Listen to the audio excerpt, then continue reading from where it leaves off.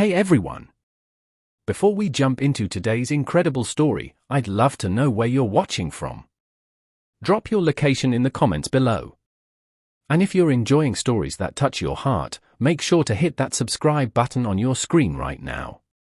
Trust me, you won't want to miss what's coming next. Friday morning, 8:47 a.m. 3 black SUVs roll up to a crumbling apartment building in South Philadelphia. Tinted windows, engines humming. 4 men step out. Dark suits, sunglasses, earpieces. Neighbors freeze mid-conversation. A woman clutches her purse. Kids on bikes scatter. The men move like they've done this before. Military precision. One carries a leather folder. Another speaks into his wrist. They walk straight into the building. Heading for apartment 3C. They're looking for a 14-year-old boy named Deshaun Carter. His grandmother thinks he's in trouble. The whole block thinks he's in trouble, but no one knows why. What did this kid do? Here's what they don't know. 16 hours ago, in a thunderstorm, Deshaun made a choice. He helped a stranger. An old man stumbling in the rain. What he didn't know, that old man wasn't just anyone. And that one walk home was about to change everything. But before we get to those men in suits, you need to understand who Deshaun Carter really is and why nobody ever noticed him before. Deshaun lives with his grandmother, Loretta, in a 2-bedroom walk-up.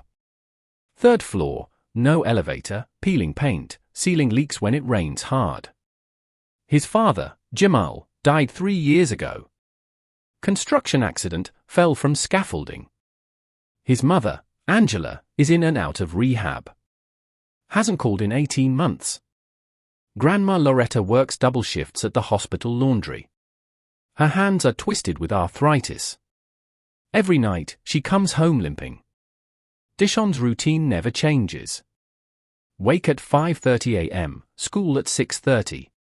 After school job at the corner store, 3 to 5 p.m. $7 an hour. Walk grandma home at 9 p.m. homework, sleep, repeat. He's 14. He's been doing this for 18 months. Thursday morning, 16 hours before the men in suits. Deshaun wakes at 5:30. No alarm needed. He makes instant oatmeal for 2.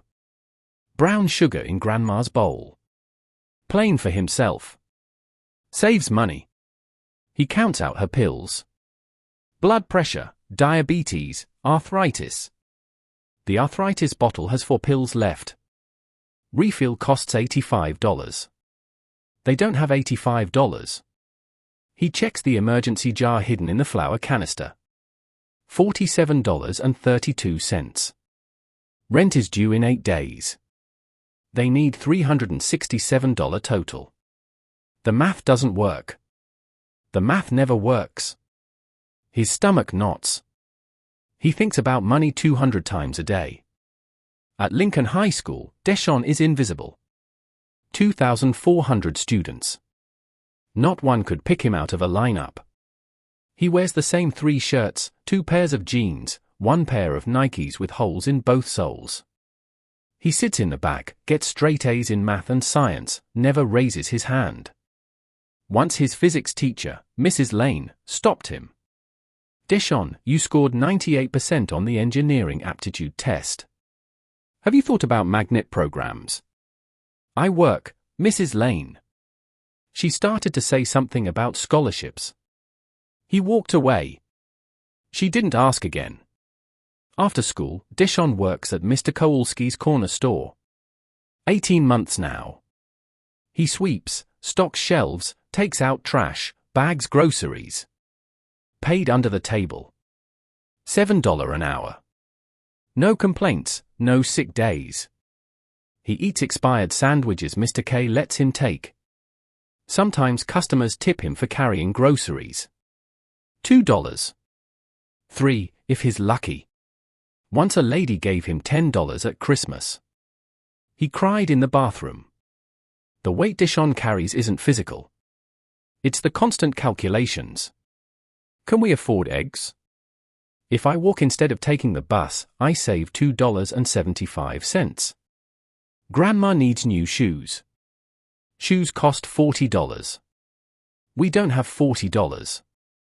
He's Googled jobs for 14-year-olds that pay $15 an hour 23 times. No results. He's Googled how to drop out of school legally in Pennsylvania 7 times. He hasn't told Grandma about that one. At night, he lies awake. Rent plus food plus medicine plus utilities. Always more than they have. But Deshaun has one secret. Under his mattress sits a spiral notebook filled with pencil sketches, bridge designs, building blueprints, architectural renderings. He draws during lunch, in the back of class, at night when sleep won't come. He dreams of being a civil engineer, building bridges that connect communities, buildings that last generations. He's never told anyone, not even Grandma. Dreams feel dangerous when you can't afford to eat. Thursday afternoon, 4:30 p.m. On his way to work, Deshaun passes a construction site, chain-link fence, security trailers, a giant sign, future home of the Reynolds Center for Youth Innovation, opening fall 2026. The rendering shows a gleaming glass building, outdoor spaces, a pedestrian bridge.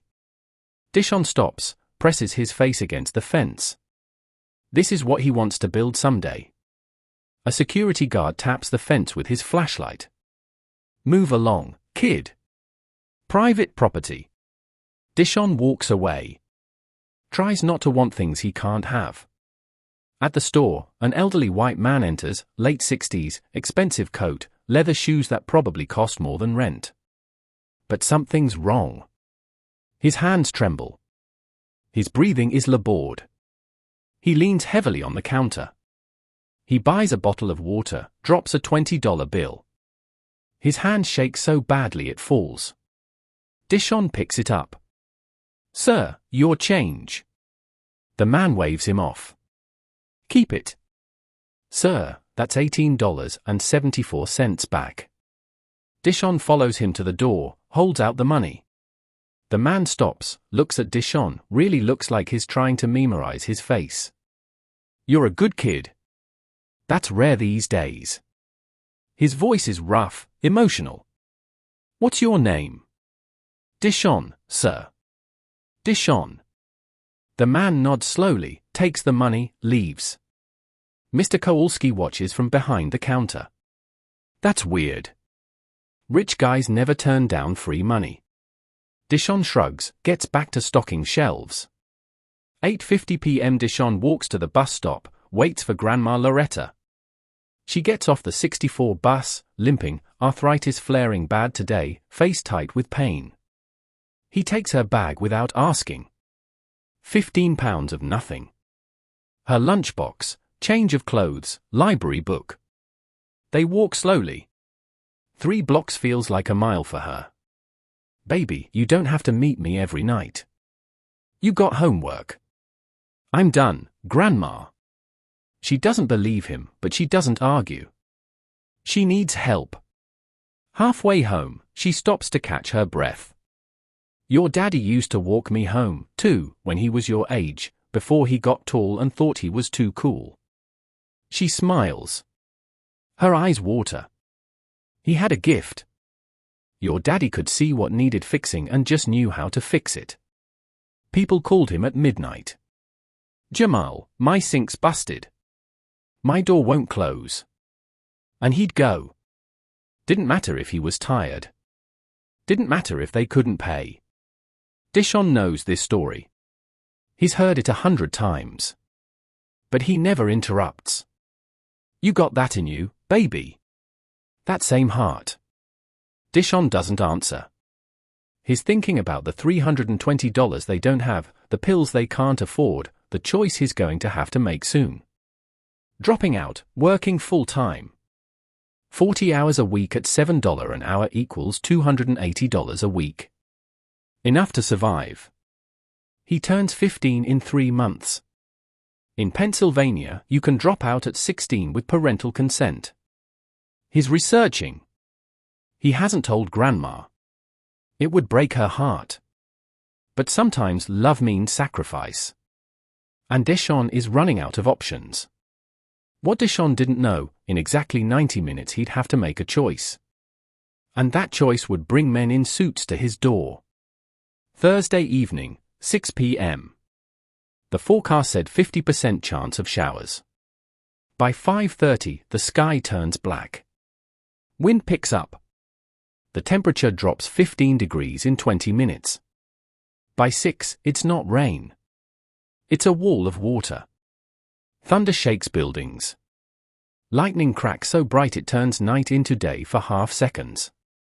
Flash flood warnings light up every phone. Emergency alert, severe thunderstorm warning. Seek shelter immediately. The city advises everyone to stay indoors. Dishon is at the store mopping the floor. Mr. Kowalski watches the news, shaking his head. This is bad.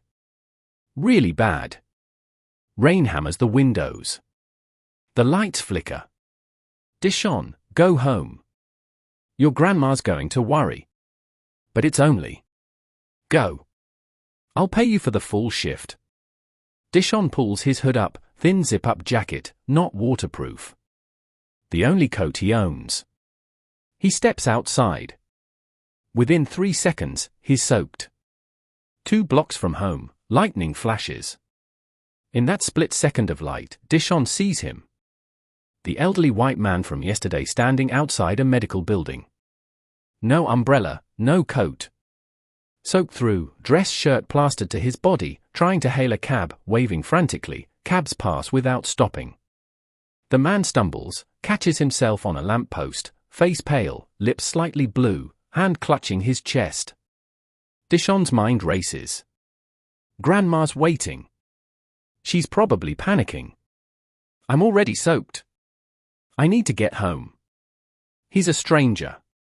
He's clearly rich. Look at that watch. He'll be fine. Someone else will help. But the man staggers again. His breathing, even from 15 feet away, Dishon can see his chest heaving. He looks like Papa. That day, the day before he fell, Papa had been breathing like that. Tired. Too tired, said his chest felt tight. Went to work anyway. Fell 40 feet the next morning. Then Dishon notices something strange. A black Lincoln Town car is parked 50 feet away. Hazard lights blinking. Driver's door opens. A man in a suit steps out holding an umbrella. The old man sees him, waves him off angrily. No, I said no. Get back in the car. The driver stops. Mr. Reynolds, please. I told you I'm not going with Edwards. I'll find my own way home. The driver hesitates, retreats to the car. Dishon is confused. Why would someone refuse their own ride in a storm when they're clearly sick? Thunder cracks. The old man's knees buckle. He goes down, catches himself on his hands, kneeling on the wet sidewalk.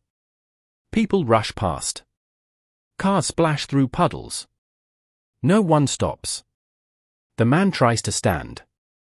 Can't. His arms give out. Dishon moves before he decides to. Sir. Sir, are you okay? He runs, kneels next to the man, rain pouring down both their faces. The man looks up, eyes unfocused. I need to get home. Can't find my phone. I can't. His voice is slurred. He's in medical distress. Where do you live? Rittenhouse Square, 18th Street. Building with the green awning. I can't remember the number. Rittenhouse Square, 12 blocks, opposite direction of home. Through the worst of the storm. Dishon's phone is at home charging. He can't call 911. Can't call Grandma. He looks at the town car. Sir, your driver's right there. No. The man grabs Dishon's arm. Not with him. I won't. I can't explain. Please. I need to walk home. He's not making sense. But he's desperate. And he's sick. This isn't about the storm. This is about something else. pride, a fight, doesn't matter. What matters? This man is going to collapse if someone doesn't help. The stakes flash through Dishon's mind. If I walk this man 12 blocks, I'll be soaked for over an hour. Risk of getting sick. Grandma will be terrified. I might lose tomorrow's shift. We need $28. But if I walk away and this man dies, I'll carry that forever. Dishon takes off his jacket, thin, soaked, basically useless, but it's something. He drapes it over the man's shoulders. I'll walk you home, sir. Lean on me. The man looks at him, a long searching look. You don't have to do this. You don't even know me. I know you need help. That's enough. Come on. Dishon pulls the man to his feet. The man is heavy, at least 190. Dishon is 5 feet 7 inches, maybe 135, soaking wet. They start walking. Behind them, the driver gets out of the car again. Mr. Reynolds. The old man doesn't turn around. Dishon doesn't know it yet. This walk, this choice, this moment, it's about to change everything. Every step through that storm was a choice. And William Reynolds was counting every single one. Blocks 1 through 3. Physical battle. Rain comes in sheets, almost horizontal. Wind tries to knock them over. Dishon sneakers. Holes in both soles fill with water every step. Squish. Squish. The man, William Reynolds, is dead weight. Leans on Dishon's shoulder, breathing ragged. Dishon's shoulder already aches. His legs burn. They've walked 2 blocks. 10 more to go. Lightning strikes close. Maybe 2 blocks away. Thunder so loud Dishon feels it in his chest. William stumbles. Dishon catches him. I got you. Just keep moving. 1 foot, next foot, 1 foot, next foot. Dishon repeats it in his head like a mantra. His teeth chatter. His hands are numb. Water streams down his face. Can't tell rain from sweat anymore. Don't let him fall. Don't let him die. Block 4. The rain lessens slightly. Still pouring, but the worst has passed. William's breathing stabilizes a little, enough to talk. What's your name, son? Dishon, sir. Dishon Carter. Dishon. William repeats it. I'm William. William Reynolds. The name means nothing to Dishon. He nods. Keeps walking. You should have just called 911. This is too much to ask of a kid. Didn't have my phone. And you needed help now, not in 20 minutes. William falls quiet, studies Dishon's profile in the street light. Blocks 5 and 6.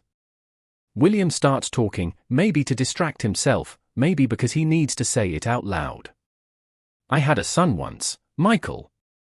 He'd be 30 now, maybe 31. I lose track sometimes. Dishon doesn't know what to say, just listens. Car accident 17 years ago. He was 17. Drunk driver ran a red light. Michael was coming home from a volunteer event at a youth shelter. William's voice cracks. He was a lot like you. Kind. Saw people who needed help and just helped. Didn't think twice about it. Dishon says nothing. He wanted to be an engineer. Civil engineer. Build bridges. William laughs, bitter, sad. Ironic, right? Bridges, things that connect people. And I've spent the last 17 years building walls. What kind of walls? Emotional ones. I threw myself into work, made a lot of money, started a foundation in his name, built buildings, funded programs, wrote checks, thought I was honoring him. He pauses, takes a labored breath. But really I was running from grief, from guilt, from the fact that I worked 80-hour weeks when he was alive and barely saw him. I missed his baseball games, his science fairs, his graduation speech. I was always too busy. His voice breaks. And now I'm 68 and sick. And I realize I spent 17 years building monuments to my guilt. But I stopped seeing people. I stopped seeing what Michael saw. Humans who need help. They walk another block in silence. Just the sound of rain and their footsteps. Then Dishon speaks. You're seeing me right now. William stops walking, looks at Dishon. What? You're seeing me right now in this moment. So maybe you didn't forget. Maybe you just needed a reminder. William's eyes water. Could be rain. Could be tears. How old are you, Dishon? 14. 14. William shakes his head. When I was 14, I was stealing cigarettes and failing algebra. You're different. Dishon shrugs. I'm just cold and wet, sir. Let's keep moving. Blocks 8 through 10. The struggle intensifies. They're in Center City now. Street lights brighter. More people, though still not many, in this weather. William's pace slows. He's exhausted. Every step is a fight. I'm sorry. I'm slowing you down. Don't be sorry. Just keep walking. A car passes, splashes them with a wave of gutter water. Dishon closes his eyes, keeps moving. His whole body is shaking, not just from cold, from exhaustion. He's been on his feet since 5:30 a.m. It's after 7 p.m. now. But he doesn't stop. William notices. You're limping. Hole in my shoe. It's fine. William looks down, sees Dishon soaked, beat up Nikes. His face changes. Shame. Realization. Something else. Dishon, why are you doing this? You could have walked away.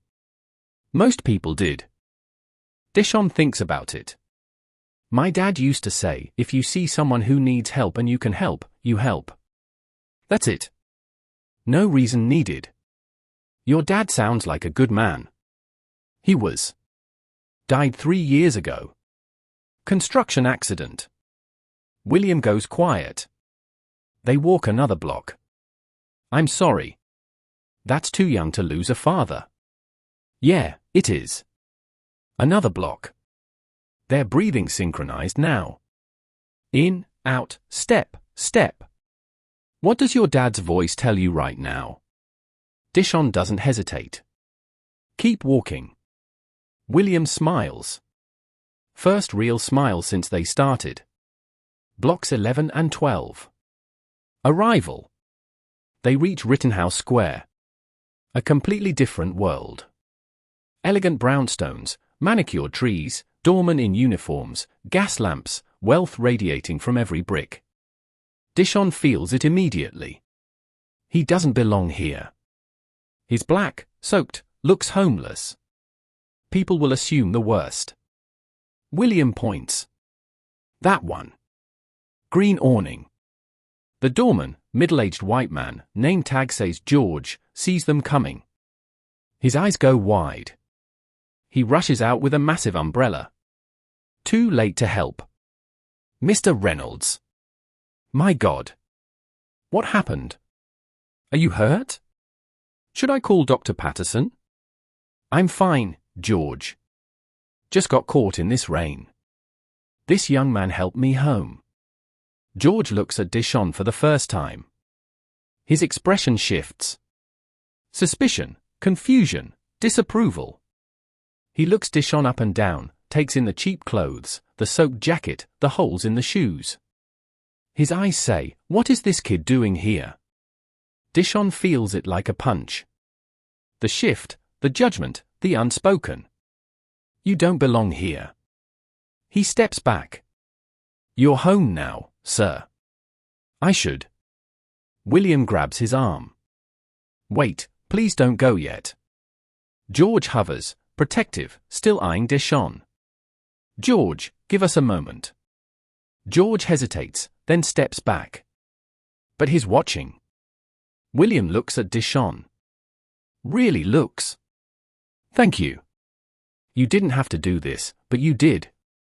That means something. Dishon nods, doesn't know what to say. You should get inside, sir. You need to get warm. Maybe see that doctor. I will. But first, I need to know you get home safe. George, call this young man a car. No, sir. I'm fine. I'll walk. Dishon. Really? I'm already wet. It's fine. William studies him, sees the pride, independence, the refusal to take what he hasn't earned. And something in William's chest tightens. This boy. This 14-year-old boy who has nothing. Who gave everything. At least let me. William starts to reach for his wallet, but Dishon is already backing away. You get inside and get warm, sir. That's all I need. He turns to go. William calls after him. Dishon Carter. I won't forget this. I promise you that. Dishon waves without turning around and walks back into the rain. 12 blocks home, opposite direction. Through the storm he just walked through. But somehow, despite everything, despite the cold and the exhaustion and the ache in every muscle, Dishon feels something he hasn't felt in a long time. He feels like maybe, just maybe, doing the right thing still matters. Even when nobody's watching, even when it costs you everything, even when the world tells you to keep walking. William Reynolds wanted to repay the boy. But Dishon's answer would prove he was even rarer than William thought. Inside the lobby, marble floors, crystal chandelier.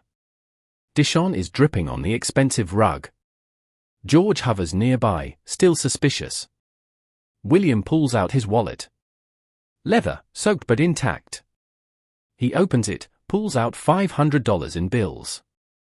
Please take this. You saved my life tonight. Dishon stares at the money. $500. His brain does the math automatically. That's rent. That's grandma's medicine. That's 2 months of groceries. That's 2 months of breathing room. His hand almost reaches out. Then he hears his father's voice. Son, we don't take what we don't earn. Our word is all we got. He hears Grandma, your daddy never took charity. Dishon's hand drops. I can't, sir. William stares. You can't or you won't. Both. I helped because you needed help, not for money. If I take this, it wasn't kindness. It was a transaction. William looks stunned. Do you have any idea how rare that is? I know billionaires who would take this $500 even though they don't need it, and you need it, and you're saying no. Dishon shrugs. I'm not from your world, sir. William laughs. Real, genuine. No, you're not. And thank God for that. He puts the cash away. Okay, I respect that, but do something for me. He pulls out a business card. Heavy stock, embossed. Dishon reads, William J. Reynolds, founder and chairman, Reynolds Foundation. His stomach flips. Reynolds. The construction site. The sign. Are you building the center on Broad Street? William nods. You've seen it? I walk past it every day on my way to work. William's expression softens. Of course you do. He points to the card. If you ever need anything, call that number. Day or night. Promise me you'll keep it. I promise. What school do you go to? Lincoln High, South Valley. William nods slowly, memorizing. Lincoln, good. George brings towels, still watching Dishon. Thank you, Dishon Carter. You didn't just help an old man. You reminded him why he does what he does. Dishon nods, doesn't fully understand. Get inside, sir. See that doctor? I will. And Dishon, I won't forget this. Dishon turns and leaves. The walk home is long, cold. His teeth chatter. His shoulder aches. His feet are numb. But he feels something strange, light, like something shifted. He looks at the card. William J. Reynolds, billionaire. And I just walked him home. Will he remember me, or is this just another story he'll tell? He doesn't know. But he did the right thing. That's enough. Still, deep down, there's a spark of hope. What if this changes something? 8:42 p.m. Dishon climbs the stairs to apartment 3C. The door flies open before he can unlock it. Grandma Loretta stands there, face tight with fear. Where were you? I called the store. Mr. K said you left 2 hours ago. I thought you were hurt. She sees how wet he is. Anger melts. Baby, what happened? She pulls him inside, wraps him in a blanket, makes him strip out of his wet clothes right there. I helped someone, Grandma. An old man. He was sick. I walked him home. She stops, looks at him. You walked him home in that storm. He needed help. Her eyes fill with tears. She cups his face. You got your daddy's heart. That same good heart. But you got to take care of yourself, too. I know. She makes him hot tea, heats up soup, wraps him in 2 more blankets. Dishon doesn't mention the card or the $500 he turned down or the feeling that his life just changed. He sits at the table, drinks soup, warms up for the first time in months. He doesn't think about money. He thinks about bridges. Connections. How one walk in the rain might have meant something. Tomorrow is Friday. School, work, the same routine. But tonight, something feels different. He doesn't know what yet, but he feels it. Dishon thought that was the end of the story. He went to bed. He woke up. But 16 hours after he walked William Reynolds home, men in suits came looking for him. And the whole neighborhood would never forget it. Friday morning, 6 a.m. Dishon wakes up sore. His shoulder aches, his feet hurt, dark circles under his eyes. He finds the business card on his nightstand, pulls out his cracked phone, Googles William Reynolds Philadelphia. Results flood in. Billionaire philanthropist William Reynolds pledges $50 million to Philadelphia education. Reynolds Foundation awards $500 million in grants to urban development. William J. Reynolds, the man who rebuilt Philadelphia. Forbes profile, net worth estimated at $2.7 billion. Dishon's hands shake. I walked home a billionaire and I turned down his money. Part of him regrets it. Part of him is proud. Mostly he's just stunned. Dishon, you're going to miss the bus. He pockets the card, tells himself, it doesn't matter. He's probably already forgotten about me. But Dishon has a fever this morning. 100.2, Grandma makes him stay home. He's lying on the couch wrapped in blankets, half asleep. Grandma is in the kitchen making tea. Then sounds outside. Car doors slamming. Multiple vehicles. Grandma goes to the window. Her face goes white. Dishon. Baby, come here. What? Come here now. He gets up, looks out the window. 3 black SUVs, Lincoln Navigators, tinted windows, parked in a row. 4 men in dark suits step out. Sunglasses, earpieces, moving in synchronized precision. One carries a leather folder. Another speaks into his wrist. Neighbors freeze. Mrs. Washington from 2B clutches her rosary. Kids on bikes scatter. Someone yells, FBI. Someone else, ICE. A teenager shouts, yo, somebody's in trouble. Windows open.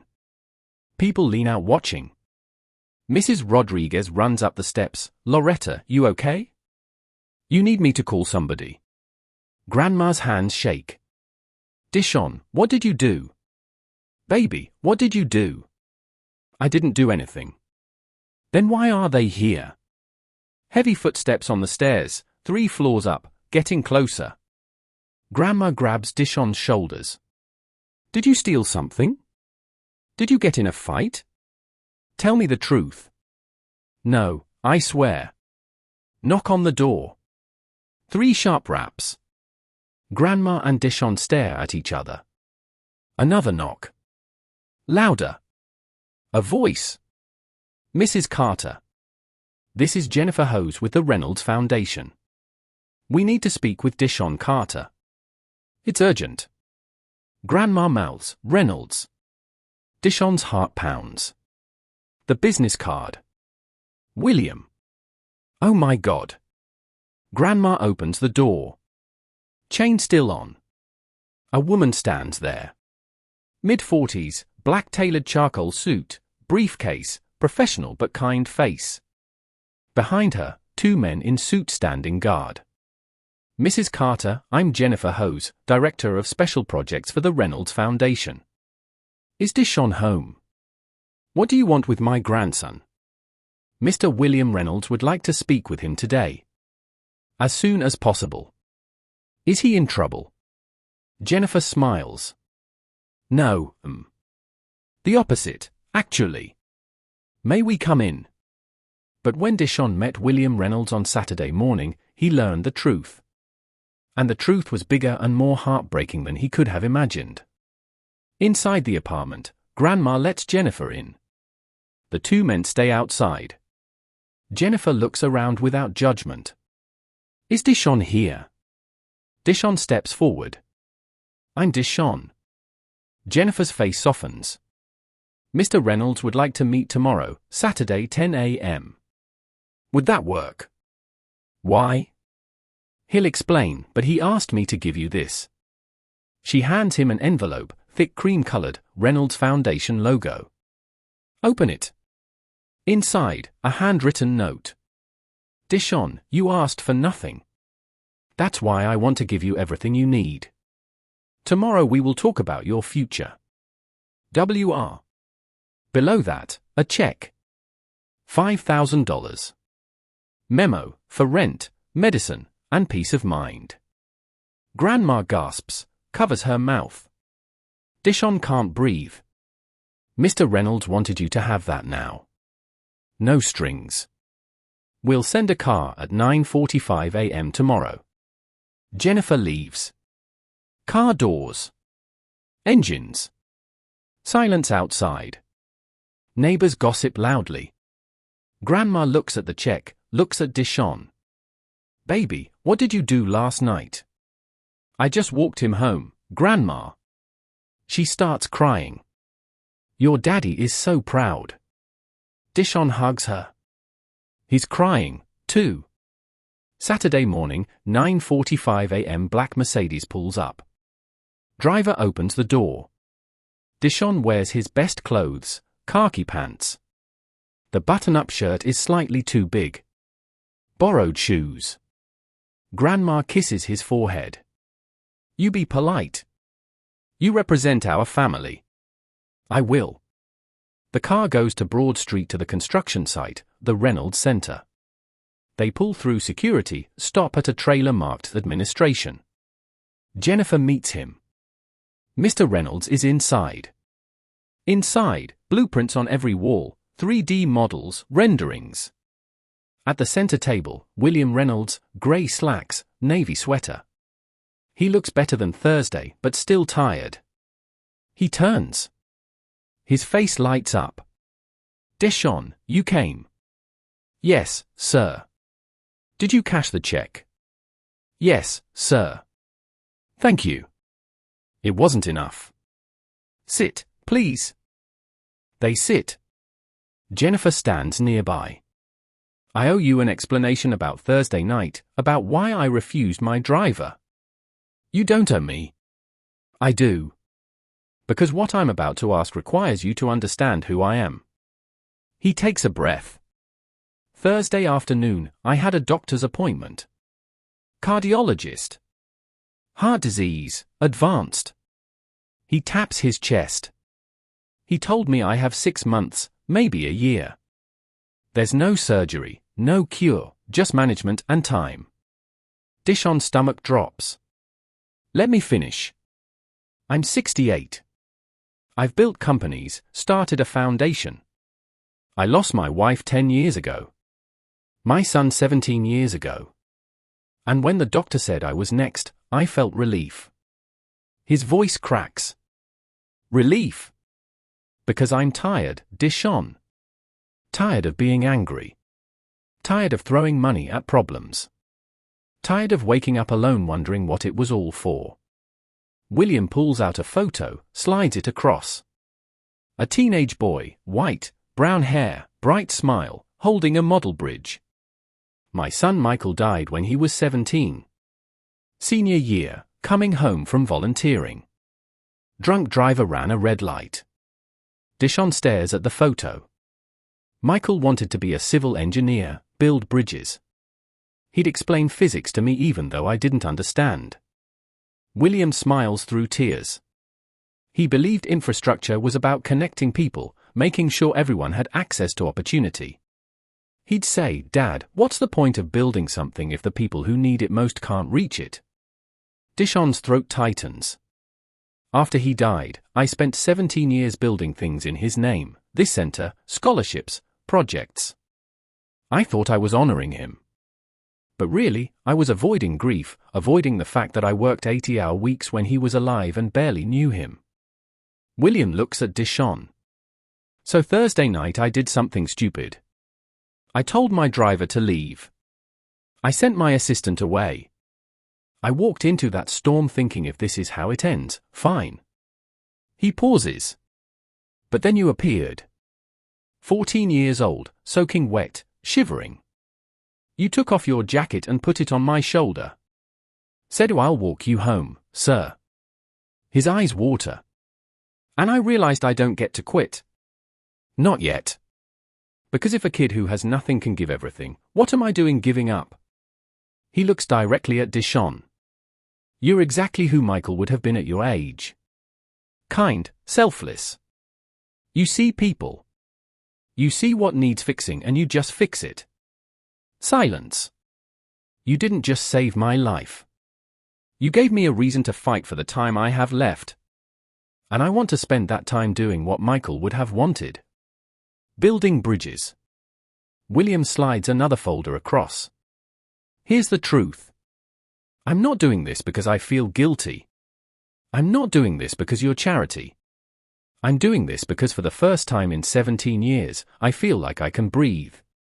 Like maybe Michael's death wasn't meaningless. Like maybe if I can help you, his dream lives on. Tears stream down his face. I want to offer you something, Dishon. But understand, this isn't charity. This is me trying to do what my son would have wanted. This is me trying to build a bridge between his memory and your future. Between what I lost and what you could become. He reaches across the table. Will you let me? Dishon can't speak. His eyes burn. He's crying. I don't know what to say. Don't say anything yet. Let me tell you what I'm offering. Then you decide. William opens the folder. And inside is a future Dishon never dared to dream about. What William Reynolds offered wasn't just money. It was a future Dishon didn't know he was allowed to dream about. William opens the folder. Official documents, legal letterhead. This center opened September 2026, 1 year from now. It will serve 500 students. Full scholarship, tuition, meals, supplies, everything.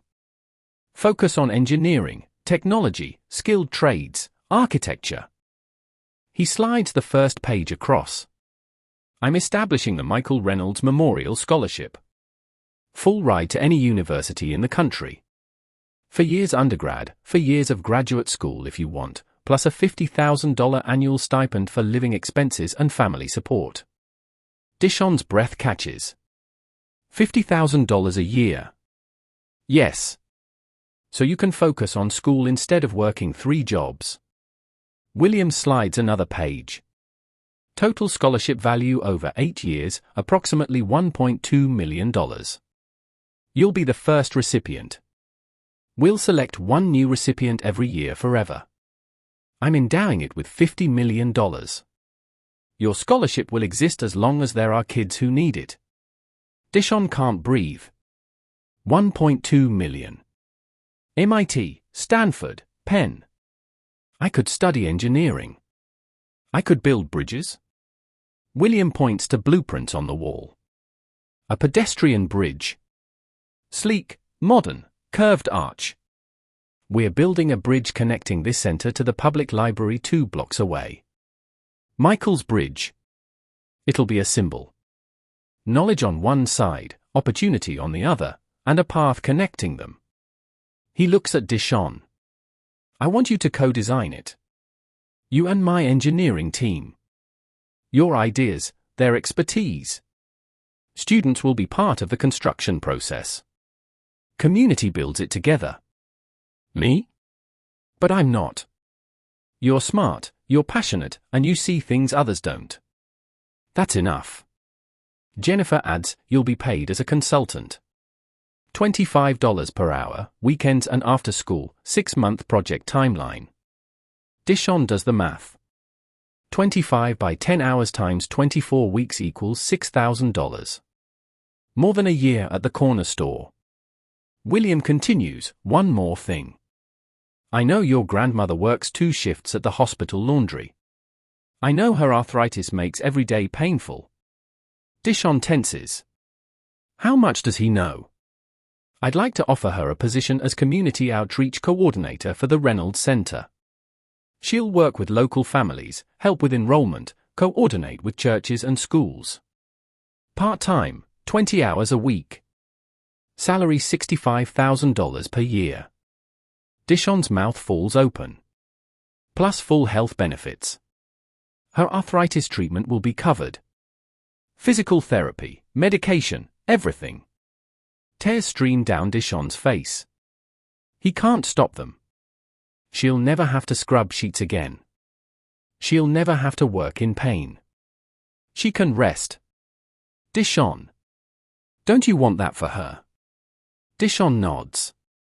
Can't speak. Jennifer opens a calendar. Here's the timeline. Today, you sign preliminary agreements. We will announce the scholarship next week.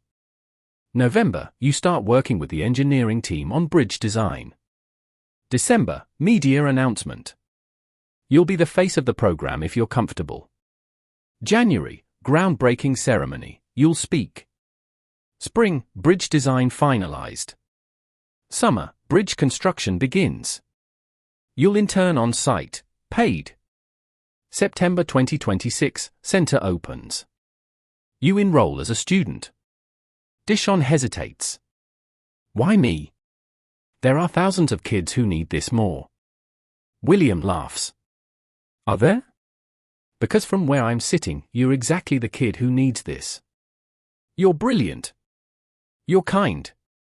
You work harder than anyone I've ever met. And you're 1 bad month away from dropping out of school to work full-time. Am I wrong?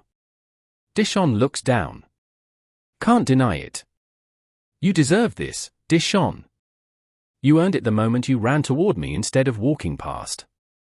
Most people walk past. You didn't. That says everything. Jennifer lays out the contracts. Since you're a minor, your grandmother will co-sign, but everything is yours. The scholarship, the stipend, the job. No catches, no strings. Dishon reads them slowly, carefully, like Grandma taught him. He looks at William. What if I fail? What if I'm not good enough? William smiles. Then you fail and you learn and you try again. That's what Michael would have done. Dishon picks up the pen, signs his name. Dishon J. Carter. His hand shakes so badly the signature is barely legible. William stands, offers his hand. They shake. Welcome to the Reynolds family, Dishon. Let's build something beautiful. Dishon breaks down.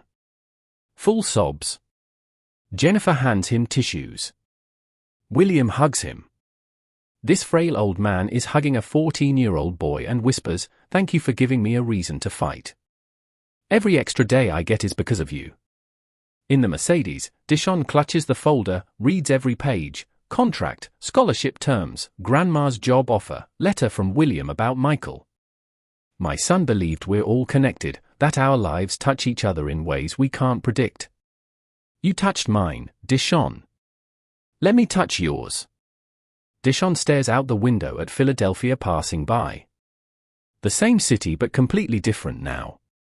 This morning I woke up planning to drop out. Tonight I'm going to MIT. He bursts through the apartment door. Grandma! She's cooking. Gospel music on the radio. Baby, how'd it go? He can't speak. Just hands her the folder. She reads. Her hands shake. She sits down hard. Dishon, baby. Is this real? It's real, Grandma. She reads the job offer. Salary, benefits, arthritis treatment covered. Looks up at him, tears streaming. I don't have to go back. You never have to go back. They hold each other and cry. That night they order pizza. First time in 8 months. Eat it at the table. Laughing, crying, not believing this is their life now. Grandma keeps looking at the papers. Your daddy. Wherever he is, he's smiling. Dishon thinks about his father, about walking Grandma home from the bus stop, about the emergency jar with $47, about how 48 hours ago he was Googling how to drop out of school. And now he's going to college, any college, full ride, he's going to build bridges, real ones.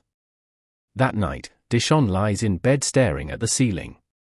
He thinks about William, about Michael, about that storm, about how one choice, one moment, one walk in the rain changed everything. He pulls out his notebook, the one with bridge designs, opens to a blank page, and starts sketching Michael's bridge. But Dishon's scholarship was never supposed to be just his. It was a spark, and sparks start fires. 3 months later, December 2025, Dishon's transformation is complete. Before, an invisible kid in the back row, working at the corner store, carrying adult weight. After, working with engineering teams every Saturday, his design ideas for the bridge, a curved arch that echoes the Kill River, are being implemented. His sketches became reality. Philadelphia Inquirer runs a front-page story. From storm walker to scholar, teen's act of kindness leads to full-ride scholarship. Local TV does a segment. Dishon on camera wearing a hard hat explaining load distribution, speaking like he belongs there. Teachers at Lincoln High treat him differently. The guidance counselor asks him to mentor other students. He's on the honor roll, not hiding anymore. Grandma Loretta's transformation is even more dramatic. Before, 2 jobs, constant pain, exhaustion. After, working 20 hours a week at Reynolds Center, loves it. Talks to families about enrollment, coordinates with churches, health insurance covered, physical therapy, arthritis pain reduced by 60%. She walks without limping, smiles all the time. She tells a reporter, I got my grandson back. He used to come home exhausted. Now he comes home excited. That's worth more than any money. The story goes viral.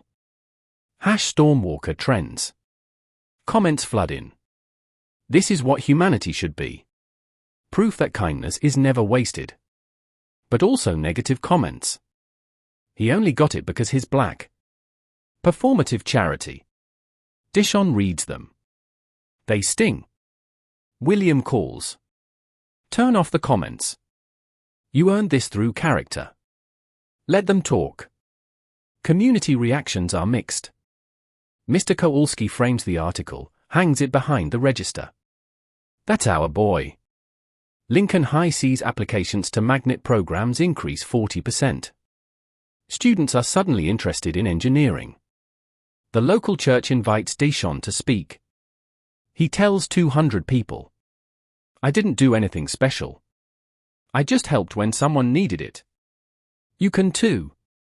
Standing ovation. But some kids at school resent him. Must be nice. Walk one old white dude home and get $1 million. Dishon talks to William about it. William says, jealousy is fear. There's not enough to go around. Show them there is. December press conference. William and Deshawn announce the Storm Walker Initiative. 10 additional scholarships awarded annually. $500,000 per year funded in perpetuity. Criteria: exceptional character through community service, financial need, academic potential. Message: Deshawn isn't the exception. There are thousands of kids like him. Let's find them. Hope replaces resentment. June 2026. Bridge construction begins. Groundbreaking ceremony. 500 people attend. Deshawn speaks. This bridge isn't just steel and concrete. It's a promise. A promise that where you come from doesn't determine where you go. Applause echoes. William stands next to him, visibly frailer, but smiling, using a cane now, but present. Construction crew, 60% local hires. Jobs created. Paychecks to families who need them. August 2026. The center nears completion. 500 students enrolled for the first year. Waitlist of 1,200. 11 Storm Walker scholarships awarded. 150 local jobs created. $8 million invested in South Philadelphia. 25 Lincoln High students receive scholarships to other programs inspired by Deshawn. The national media picks it up. NPR feature, How One Act of Kindness Created a Movement. Other cities reach out. Can you replicate this model? Unexpected ripple spread. 2 other Philadelphia billionaires announce youth centers. Both credit the Reynolds model. Corporate partnerships form. Google donates computers. Comcast donates internet. Construction firms offer internships. The bridge gets a nickname, the Storm Walker Bridge. The city council makes it official. Tour groups visit the construction site. It becomes a symbol. September 2026, Reynolds Center opens. Ribbon cutting ceremony. The mayor speaks. William speaks. Deshawn speaks. 500 students walk through the doors on the first day. Deshawn is one of them. Sophomore now, 15 years old. But he's not just a student. He's a symbol, a reminder, a promise kept. The community knows it. Crime down 18% in surrounding blocks. High school graduation rates up 12%. Numbers don't lie. One act of kindness, one walk in the rain, one choice, and an entire community transformed. 1 year after the storm, Deshawn stood on the bridge he helped design. But this time, someone else needed help, and he knew exactly what to do. September 2027, 1 year after opening, the Reynolds Center is thriving. 500 students enrolled, 50 staff members, dozens of programs running. College acceptance rate 87% for the first graduating class. 32 Storm Walker scholarships awarded over 2 years. Community impact measurable. Crime down 18%. High school graduation rates up 12%. William Reynolds is still alive. Defied the 6-month prognosis. Treatment bought time, not a cure, but time. He's frailer.